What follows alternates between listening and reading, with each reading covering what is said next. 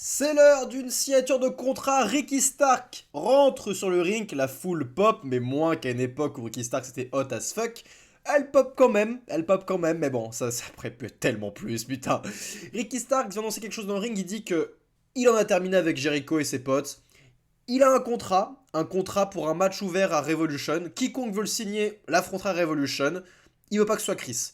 Évidemment, Chris Jericho arrive et dit à Ricky Starks, ouais, je suis d'accord, nous tous les deux c'est fini, mais t'inquiète pas que je continue à te pourrir la vie, etc., etc. On a là Peter Avalon, ensuite le libraire, il existe toujours, celui-là est toujours à la W, et Tony Khan le paye toujours, ce mec, hein, incroyable quand même. Il arrive pour signer le contrat et se fait allumer par Chris Jericho, parce que Chris Jericho ne voulait pas voir quelqu'un affronter Ricky Starks. Je suis déjà un peu perdu dans ce qui se passe.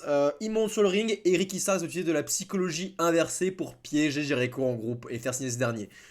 En gros, il lui fait style non, je peux t'affronter. Bah, si tu vas m'affronter, bref, je suis sûr que tu ne pourrais pas me battre sans les de tes potes. Bah, si je peux battre sans les de mes potes. Bref, de la psychologie inversée.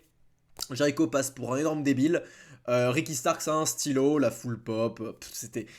Ah, voyez la promo en fait, voyez la promo pour comprendre ce que je veux dire, c'est que Ricky Starks il est ok en ses paroles, il fait du mieux qu'il peut avec ce qu'il a, honnêtement. Mais tout est exagéré, Chris Jericho, tout est exagéré. Je prends le stylo, je le monte comme ça, je ne sais pas si je vais signer ou pas. Je passe pour un gros débile parce que clairement je me fais piéger par Ricky Starks, je tombe nez plein dans son piège et je me fais considérer comme le top heel alors que je suis un gros débile. Enfin, je veux dire, il y a quelque chose qui va pas. Il y a quelque chose qui ne va pas. Tu ne peux pas prétendre être un top heel et pourrir la vie à un babyface aussi hot que Ricky Stark, c'est être un gros débile à ce point.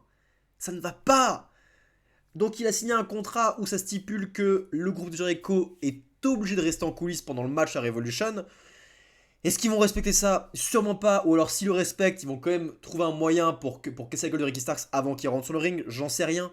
On a Ricky qui sourit à la fin parce qu'il a obtenu ce qu'il voulait. C'est tant mieux pour lui, mais je veux dire, à ce rythme, je veux juste que Ricky Stark sorte de cette rivalité. Je veux juste sortir de cette rivalité.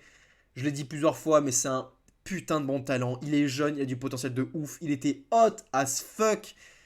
Et cette rivalité l'a vraiment, vraiment, vraiment descendu. Il a déjà battu Chris Jericho et il continue d'être en rivalité contre lui. C'est. C'est lamentable. J'ai pas envie de voir ce match. À vrai dire, vraiment pas envie de voir ce match. Juste envie qu'on en finisse. Et pourtant, ça va être dans un match de pay-per-view, putain. La carte de Revolution est déjà très longue, surtout qu'on a un main event d'une heure et la taille de la carte est énorme. On va se taper ça, on va se taper ce putain d'Adam Page contre John Moxley que j'ai pas envie de voir dans un match, on en reparlera plus tard. Le triple threat féminin, bon pourquoi pas, mais bon, le Fatal 4-Way par équipe, putain de merde, c'est quoi cette daube quoi? 4 équipes dans le ring, ça va être le bordel, ça va être le zbeul possible. Il y a que 2 matchs que je veux voir véritablement cette carte, c'est Wardlow et le main event, c'est tout. Oh putain. Mais bref, bref.